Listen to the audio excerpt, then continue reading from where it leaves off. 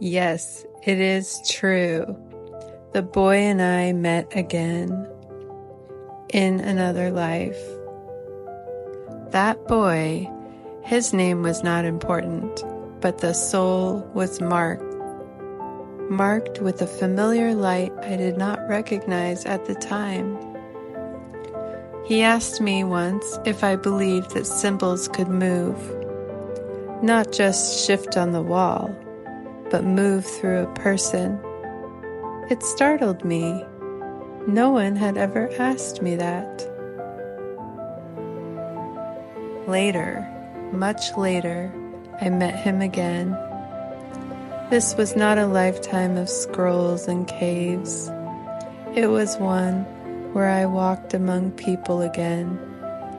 I was still spiritual, still carrying the memory of symbols deep in my body, but the world had changed. It was faster, louder. I was in a city with stone streets. My clothes were simple. I was older than before, midlife, and carried a quiet grief, like something had been left undone. I lived alone and gave readings to travelers, almost like a mystic. My space was filled with herbs, old cloths, and fragments of language I still kept alive. I never spoke much of the past, but I remembered.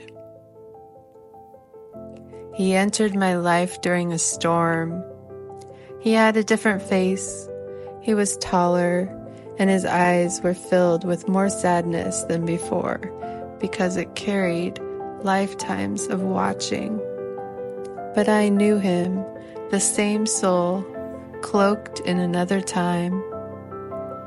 He did not come to me for a reading. He came to deliver something, a package from a friend. But when he stood in my doorway, something shifted in my soul. He said nothing at first, just watched me. It was I who recognized him. We sat quietly by my fireplace in long silence. Then, after a long pause, he asked me, "Do you still see them move?" I froze in silence. I didn't reply.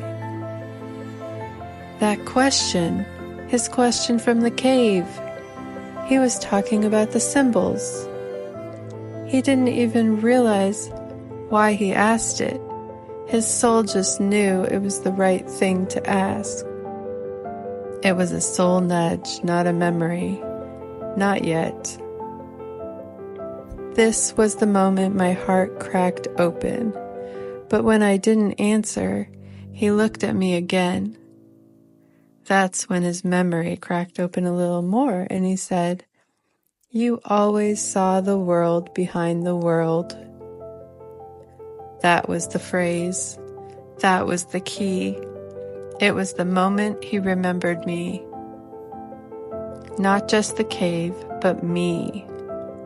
When he said it, something clicked in me, like a door softly unlocking. That's what bridged the spiral. And when it was time for me to awaken him, to say the words I had promised I'd say when it was time again, I said, "The symbol is still waiting." That was the activation. That line will ripple across time. That was what woke the part of him that had forgotten he was part of the temple. And I wept, because I had not seen the gift he was in the beginning.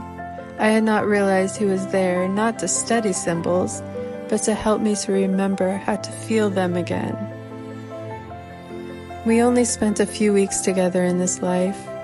We talked every night. He listened more than he spoke, and when he left, I knew he would not return. But it was okay, because he had reawakened something inside me that I thought had died.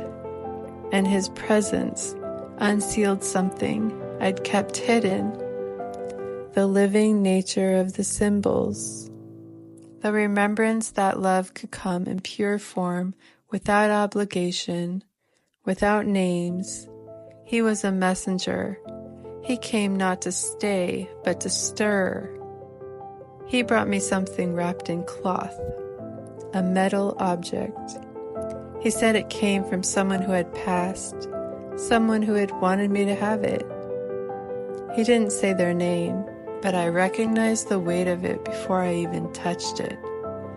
It was the key to the gate I had once watched but never opened. He didn't know what he was delivering, but his presence, his tone, his eyes carried a frequency I hadn't felt in years. He said, "They said you would know what it's for," and I did. I didn't thank him. I bowed my head, and he left without waiting.